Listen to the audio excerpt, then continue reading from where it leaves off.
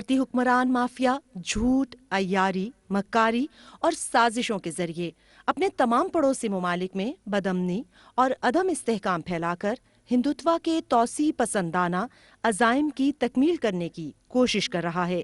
खुद भारत और मकबूजा जम्मू कश्मीर में भारतीय खुफिया एजेंसियों और फौज की रियासती दहशतगर्दी बेनकाब हो रही है।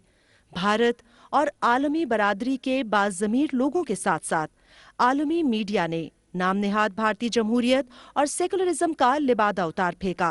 बैनुल-अक़वामी बरादरी के सामने अब नरेंद्र मोदी, अमित शाह, भारतीय फौज और RSS का भयानक चेहरा एक आलमी दहशतगर्द और अमन दुश्मन का है, जिसके हाथ निहत्थे और मजलूम भारतीय और कश्मीरी अवाम के खून से रंगे हुए हैं।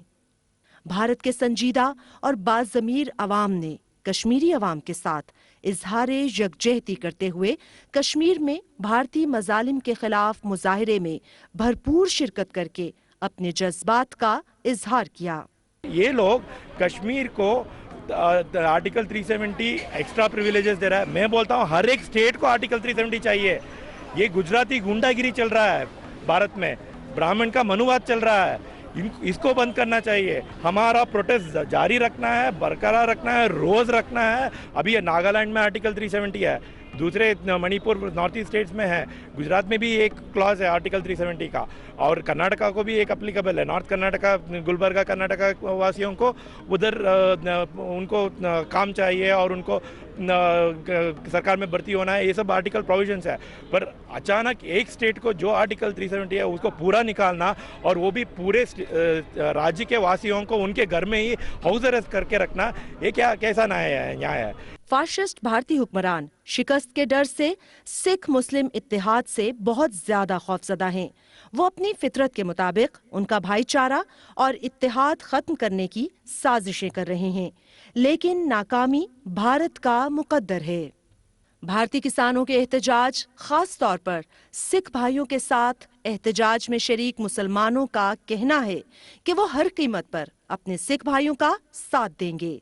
जब तक कानून वापस नहीं होगा हटेंगे नहीं, चाहे कभी तक भी रहे, आंदोलन यही रहेंगे।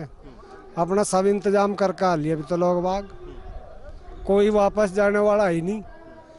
ये धोखाधड़ी करके अपने आदमी अपने एजेंट भेज कर वहाँ झंडा पे रख दिया, किसानों के जुम्मे लगवा दिया, उनके खिलाफ कार्रवाई नहीं हो रही। जहाँ विधायकों ने चढ़ा दिए पब्लिक लेकर, RSS के लोग आए यहाँ से और उन पर चढ़ाई करी किसानों पे, इस वजह से आए। हम भी यहाँ से हम भी निपटेंगे, आर पार की लड़ाई लड़ेंगे।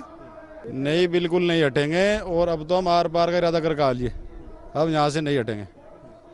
अगर सरकार कुछ बात करती है अच्छी, या हमारे मन को ऐसा लगता है कि सरकार कुछ बात अच्छी कर रही है, तो हम यहाँ से हट जाते, लेकिन अब आर पार के लिए आ लिए, हम यहाँ से हटने वाले नहीं। आंदोलन की वजह से आए किसानों पर नाजायज हो रही, सरकार धक्का कर रही, हाँ इसलिए आए हम तो भाई समर्थन देना आए अपना यहाँ। दिल्ली में किसानों के पुरअमन मुजाहिरों के दौरान लाल किला पर लहराया जाने वाला खालिस्तान का परचम भारत की शिकस्त और रेख्त और मजलूमों की आज़ादी की अलामत है। पूरी दुनिया में सिख और मुसलमान मिलकर भारतीय किसानों और कश्मीरी मुसलमानों की आज़ादी के हक में भरपूर मुजाहिरे कर रहे हैं। पंजाब बनेगा, पंजाब बनेगा, कश्मीर बनेगा, कश्मीर बनेगा। मकबूजा जम्मू कश्मीर के अवाम अपनी बेमिसाल कुर्बानियों के साथ अपनी लाजवाल जिद्दोजहद आज़ादी जारी रखे हुए हैं। इनकी मंजिल कामयाबी और भारत की शिकस्त है। बाज़मीर, बैनुल-अक़वामी बरादरी और मजलूम सिख, जिन्हें भारतीय कानून में सिख कहलवाने का हक भी नहीं, खालिस्तान और कश्मीर की आज़ादी के लिए शाना बशाना है। वो अपने मादरे वतन पर भारत के गैर कानूनी तसल्लुत को कतई तौर पर मुस्तरद कर चुके हैं। वो दिन दूर नहीं जब भारत के ज़ेरे कब्जा तमाम अक़वाम आज़ाद और भारत टुकड़े टुकड़े होगा, इंशाअल्लाह।